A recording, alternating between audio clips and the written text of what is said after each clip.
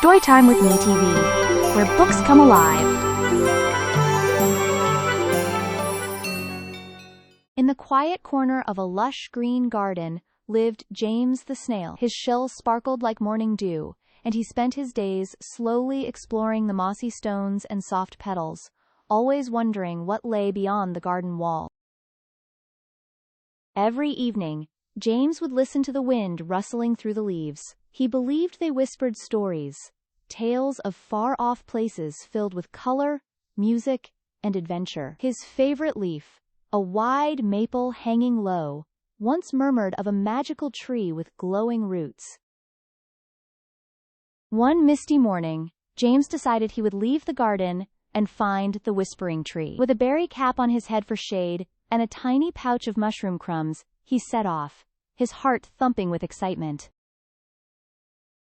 James passed beneath towering ferns and over pebbles the size of mountains to him. Birds chirped greetings from above, and beetles tipped their hats. Everyone was surprised. A snail going on a quest? How brave!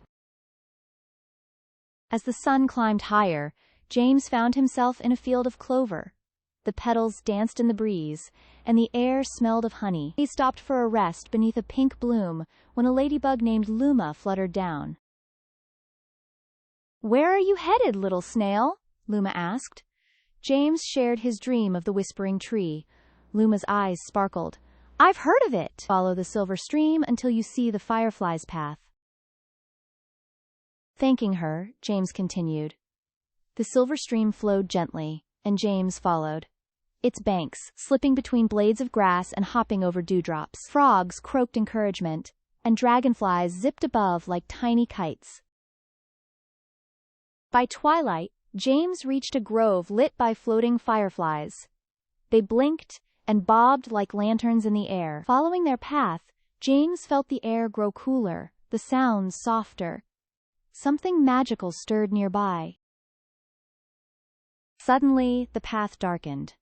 Thick vines curled across the trail, and a chill crept in. James's courage wavered. From the shadows emerged a spider named Orin, with kind eyes and a soft voice. Orcrin spun a shimmering web bridge for James and shared warm tea from a walnut. "The whispering tree lies just ahead, but it only reveals itself to those who truly listen," he said with a knowing smile. James thanked Orrin and crossed the web bridge. He moved slowly now, heart open, ears attuned to every rustle and whisper. The leaves above rustled gently, as if guiding him forward. He reached a clearing bathed in moonlight.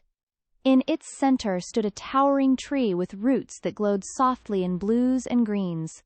The whispering tree. Its bark shimmered with symbols, and its branches swayed without wind. James approached quietly. The tree's whispers filled the air. Not words, but feelings. Wonder, peace, curiosity. A gentle voice filled his mind. "Welcome, little listener. What is it you seek?"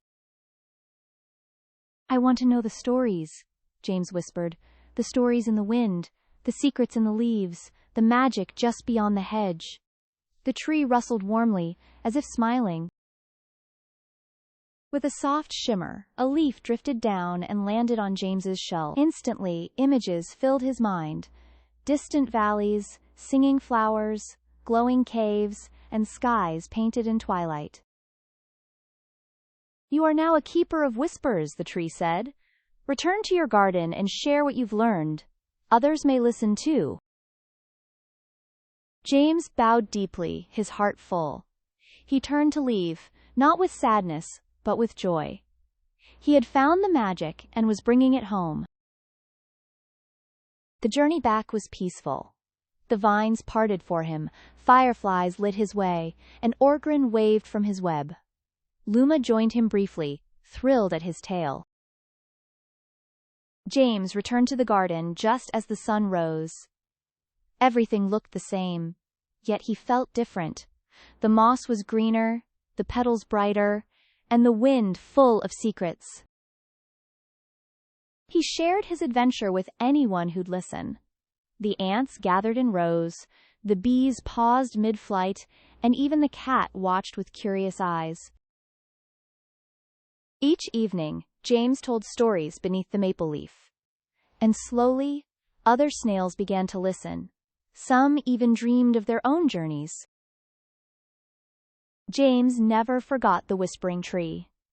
Sometimes, he'd hear it in the rustle of petals or the hush of dusk. It was with him always.